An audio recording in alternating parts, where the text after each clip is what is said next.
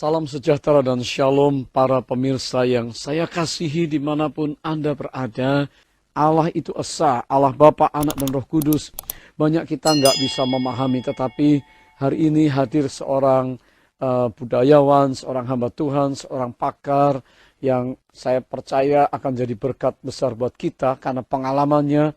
Dia adalah seorang dosen, dia seorang hamba Tuhan, pembicara seminar, gelar yang seabrek di belakangnya, dan dia akan membagi berkat untuk kita. Pak Bambang Nursena, ada tema yang menarik Pak tentang Allah yang Esa dan juga Kristus sendiri itu unik. Bagaimana Pak Bambang? Ya, memang betul sering disalahpahami ajaran Kristen itu tentang keesaan Allah. Tapi sebetulnya harus dipahami bahwa ketika ajaran Kristiani tentang Allah yang Esa, yang sekaligus bersifat Tritunggal itu dirumuskan, sebetulnya pertanyaan yang hendak dijawab itu bukan keberapaan Tuhan, tetapi kebagaimanaan Tuhan. Dan ini banyak orang salah paham. Oleh karena Yesus tidak lagi berbicara dalam konteks masyarakat yang politeistik, tapi masyarakat yang sangat menjunjung tinggi monoteisme. Maka ketika ditanya oleh orang-orang Yahudi, hukum mana yang paling utama? Dalam bahasa Ibrani, misvah harisona, hukum yang paling utama. Maka di situ Kristus mengutip kitab Taurat, yaitu kitab Elehadivarim atau Ulangan, pasal 6 ayat 4, yang juga adalah merupakan syahadat orang Yahudi. Di sana Kristus berkata dengan mengutip Taurat, Shema Yisrael Adonai Elohenu Adonai Echad. Dengarkanlah wahai Israel, Tuhan Allah yang kita sembah, Tuhan itu Esa. Jadi di sini yang ditekankan bukan keberapaan, tapi kebagaimanaan Tuhan. Nah, Allah yang Esa itu, dia berdiam kekal bersama firman-Nya dan roh-Nya. Dan Tritunggal itu tidak berbicara tentang tiga Tuhan yang terpisah, tidak. Tapi berbicara tentang aspek-aspek dalam diri Allah yang satu. Dan itu tidak hanya ada dalam ajaran Injil. Injil memang merupakan eksplisitasi apa yang implisit ada dalam kitab-kitab sebelumnya, khususnya adalah kitab Taurat. Di sana kalau kita begitu membuka kitab pertama dari kitab Taurat, itu bahasa Ibrani namanya Sefer Bereshit atau Genesis atau kitab Kejadian. Di situ kita sudah melihat tentang Tritunggal itu sekalipun implisit. Misalnya Bereshit bara Elohim et hasamayim ve et sa'aret. Pada mulanya Allah menciptakan langit dan bumi. Ve ha'aret hayetah tohu wa bohu. Dan bumi itu belum berbentuk gelap gulita dan kosong. Ve hosek alfene, dan kegelapan menutupi Tehom, Samudra Raya. Wiruah Elohim merakefet alfin hamayim, dan roh Allah itu melayang-layang, merangkumi, mengerami permukaan air, artinya memberi hidup pada ciptaan mula-mula itu. Wa yumer Elohim, dan berfirmanlah Allah Jehiur wa Jehiur. Di sini dalam aktivitas penciptaan itu Allah menciptakan segala sesuatu dengan firman-Nya dan roh-Nya. Roh Allah itulah hayat ilahi yang memberi hidup dan menyuruhkan hidup pada ciptaan. Dan firman Allah itulah yang mewujudkan kehendak Allah menjadi kenyataan, jadi maka jadilah. Itu Tritunggal. Sangat menarik tentang Tritunggal, tentang keesaan Allah. Bapak Ibu yang saya kasihi, Pak Bambang akan menjelaskan kepada kita sekalian supaya kita di waktu ini bisa punya hati yang menyembah dengan segenap jiwa kita, dengan segenap kekuatan kita. Kita bisa mengasihi Allah kalau kita juga memahami dan mengenal Allah yang seutuhnya itu. Silahkan Pak. Iya, saya teringat pada seorang penyair namanya Khalil Gibran. Khalil Gibran itu menulis banyak sekali buku-buku sastra ya, yang sangat terkenal di seluruh dunia ini. Salah satu bukunya yang berjudul Yeshua Ibnul Insan, Yesus Sang Anak Manusia, dalam bahasa Inggris Jesus the Son of Man. Tetapi dia juga menulis satu kisah yang berjudul Iram Datul Imat, Iram kota yang berbenteng-benteng. Dan ini menarik karena di situ Gibran berkata, Kulla ilaha illallah wa la say'an illallah wa kun masihiyan. Katakanlah la ilaha illallah, tidak ada ilah selain Allah, dan tidak ada sesuatu pun kecuali Allah, dan jadilah pengikut Kristus. Wah, ini bisa subversi ini. Kalau kita lihat dalam konteks budaya Indonesia, padahal karena memang Gibran itu seorang Kristen Arab, dia seorang anggota gereja Maronit di Libanon, dan kita tahu Libanon itu adalah satu-satunya negara Kristen yang satu-satunya negara Arab, jadi negara nasional, negara Arab yang mayoritas memang Kristen. Nah, kenapa Gibran mengatakan seperti itu? Karena dia seorang Kristiani. Maka kalau dia orang Arab sekaligus, ya memang kata la ilaha illallah itu memang ada dalam Injil bahasa Arab. Kalau kita melihat misalnya di dalam 1 Korintus pasal 8 ayat 4 itu ada ungkapan wa alla ilaha illallahul ahad. Tidak ada ilah lain kecuali Allah yang esa. Sehingga hukum yang terutama yang tadi saya sebutkan di dalam kitab Taurat itu, kalau kita perhatikan, Yesus membenarkan itu dan tidak mengubah itu. Sekalipun demikian, maka gereja purba mendalami siapakah Kristus yang sebenarnya itu.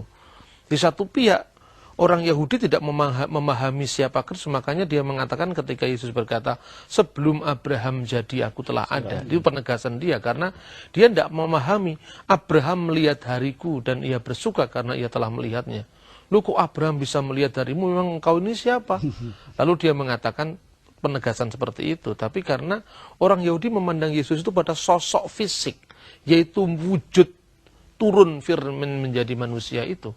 Padahal yang dimaksud Yesus dengan sebelum Abraham jadi aku ada, ini dia sebagai sang firman yang kekal bersama-sama Allah, dan firman itu sendiri adalah Allah. Sehingga sekali lagi Tritunggal itu tidak sedang membahas tentang keberapaan Allah, karena memang konteks masyarakat Israel waktu itu kan bukan masyarakat yang politeis, tapi masyarakat yang sangat strict memandang keesaan Tuhan. Nah, Kristus itu sendiri adalah firman Allah. Dalam wujud ilahinya sebagai sang firman, itulah firman itu adalah Allah. Saya bisa berikan contoh begini. Untuk contoh ini tentu tidak sempurna betul. Misalnya, pikiran saya bersama-sama dengan saya dan roh saya. Nah, ketika pikiran saya keluar jadi diri saya, kata-kata saya dalam perkataan saya kan keluar dari diri saya. Kemudian direkam oleh televisi ini dan disiarkan di seluruh Indonesia mungkin misalnya. Setiap orang akan tahu gambar saya sekaligus pikiran-pikiran saya yang keluar jadi kata-kata. Seorang teman mengatakan, mana Pak Bambang? Pak Bambang yang pakai baju coklat itu. Padahal itu kan hakikatnya bukan saya. Tapi itu penjelmaan diri saya. Sebelum pikiran saya keluar menjadi kata-kata, pikiran saya sudah ada dalam diri saya. Kalau misalnya keping VCD itu rusak, pikiran saya tidak ikut rusak. Karena pikiran saya ini meninggalkan diri saya, keluar dari diri saya, tapi sekaligus tetap berada dalam diri saya. Keluar dari saya tanpa meninggalkan diri saya. Karena itu memahami Allah tidak bisa dipahami secara logika matematik.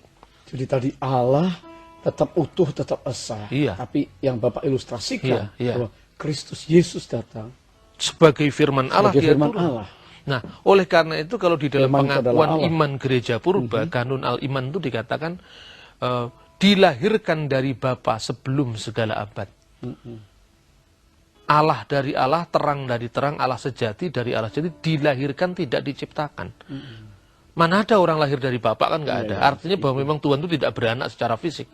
Nah, dikatakan lahir tapi tidak tercipta. Karena sebelum firman itu keluar dari diri Allah untuk menyatakan siapa Allah, firman itu sudah menetap dalam diri Tuhan. Sebelum pikiran saya keluar jadi kata-kata, pikiran saya sudah bersama-sama dengan saya. Nah, dengan demikian kenapa kok Yesus mati kalau dia itu adalah firman Allah yang adalah Allah? Kematian itu tidak pernah melanda firman Allah, tapi kematian itu melanda pada tubuh kemanusiaan Yesus. Maka dalam Alkitab dikatakan 1 Petrus pasal 3 ayat 18, dia yang dibunuh dalam keadaannya sebagai manusia. Ya seperti kalau buku saya rusak, buku saya itu benda mati sayangnya ya. Buku saya kalau dianggap penjelmaan pikiran saya. Kalau kertasnya rusak kan saya tidak ikut rusak, pikiran saya kan tetap utuh. Lah kalau manusia aja bisa diungkapkan dalam dimensi yang begitu kompleks, apalagi Tuhan. Saya kira itu. Ya. Benar-benar kita tidak bisa bawa kemahakuasaan dia, apa saja dapat terjadi. Ya, apa saja bisa terjadi, tetapi logis berpikirnya ya memang sangat logis. Karena memahami Tuhan tuh ya harus memakai bahasa yang bukan fisik, tapi metafisik. Bukan matematik, tetapi teologis. Teologis itu kan transendental, tidak bisa satu Tuhan disamakan dengan satu kelereng kan. Kalau misalnya, waktu Yesus itu disalibkan apakah dia mati? Loh, dia memang mati sebagai manusia memang. Tapi di surga tinggal berapa loh? Yang satu dengan Allah itu bukan fisik kemanusiaan Yesus. Yang satu dengan pikiran dengan saya bukan kertas buku saya tetapi pikiran saya. Kan begitu. Jadi di surga tinggal berapa ya? Tentu ini pertanyaan yang tidak bisa membedakan antara ilmu matematika dan ilmu teologi ya. Karena kalau dikatakan misalnya Tuhan menyertai orang yang beriman. Berapa jumlah orang yang beriman di Jakarta? Kalau katakanlah ada 100.000 orang yang beriman, di 100.000 tempat yang berbeda Tuhan beserta dengan 100.000, apakah Tuhan jadi 100.000? Kan tidak. Nah, saya kira itu. Jadi perbedaan antara logika teologi dan logika matematika. Banyak orang berpikir, wah dia manusia berarti dosa. Tapi Allah kan bilang bahwa dia dijadikan dosa karena kita. Waktu dia menerima penghukuman kutuk itu ya Pak ya? Ya, Alkitab sekali lagi menegaskan bahwa dia pada waktu yang singkat telah dibuat lebih rendah dari para malaikat.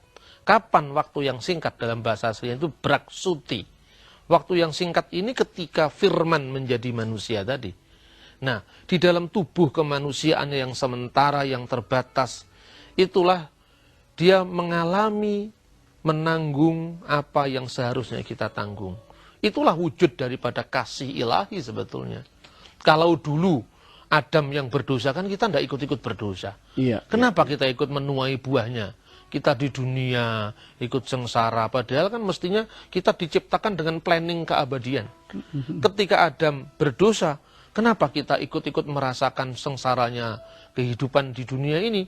Nah, kalau dulu kita dihukum karena satu orang mengalami kesalahan, melakukan kesalahan, maka demi keadilan Tuhan, oleh satu orang yang benar kita juga dibenarkan. Jadi sebetulnya cocok dengan keadilan ilahi kalau kita lihat dari segi Allah itu adil ya. Allah itu adil tapi juga kasih. Iya.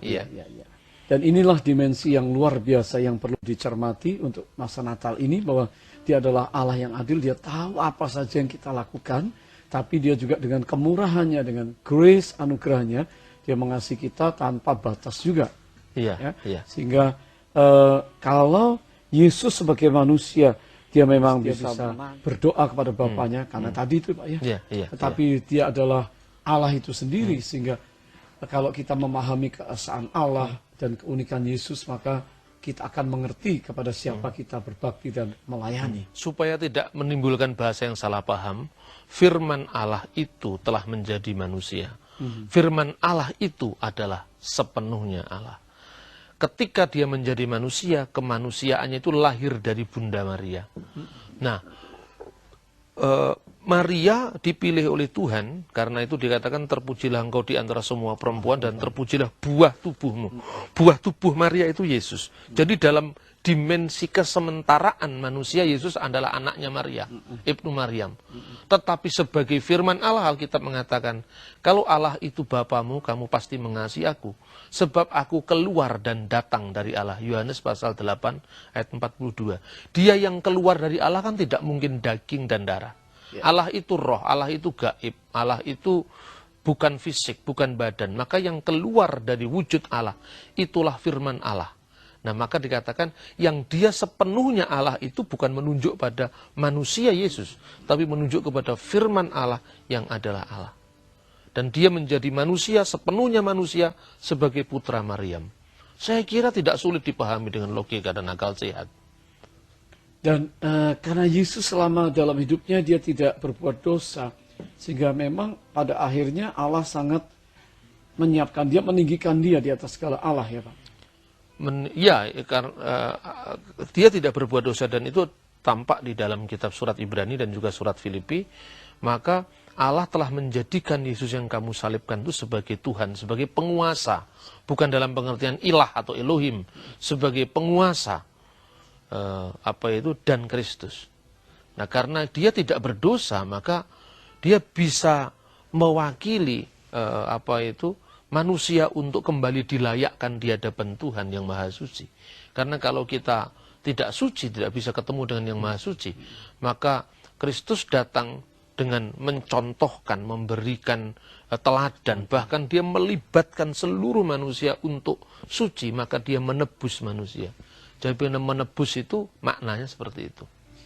Bapak Ibu yang saya kasihi, luar biasa uraian dari Pak Bambang, kiranya kita diberkati dan tetap bersama kami. Pak Bambang akan menyimpulkan hari ini tentang Allah yang Esa yang kita sembah di dalam nama Yesus Kristus. Saudara, mungkin ada di antara kita yang bertanya, Allah itu Esa, tetapi saudara mungkin membaca dalam Injil Lukas pasal yang ketiga ayat 21 dan kedua, waktu Yesus memulai pelayanan dan dia dibaptis oleh Yohanes, maka dikatakan langit terbuka, Allah berfirman, lalu nampak Roh Kudus seperti burung merpati. Yesus ada di Sungai Yordan. Gimana Pak Bambang? Jadi seolah-olah terpisah. Ya, gitu terpisah ya. begitu. Ya. Kita harus bisa membedakan Trinitas dalam pengertian hakiki, jadi hakikat Allah, di mana Allah, Firman dan Rohnya itu satu, dan Trinitas di dalam penampakan, yaitu di dalam ekonomia. Kalau kita melihat bahwa burung merpati itu kan bukan Roh Kudus, itu kan simbol kehadiran Roh Kudus. Itu yang namanya teofani, penampakan ilahi. Sebab Roh Kudus tidak hanya muncul dalam bentuk burung merpati, simbolnya di dalam Kisah Rasul ketika peristiwa Pentakosta itu dia dalam bentuk lidah-lidah api. Roh itu juga berarti ruah, angin. Jadi artinya besaran dan ketidakterbatasan Tuhan itu ketika dipahami di dalam bahasa manusia yang terikat dengan ruang dan waktu yang terbatas, dia maka dikatakan teofani, penampakan Allah.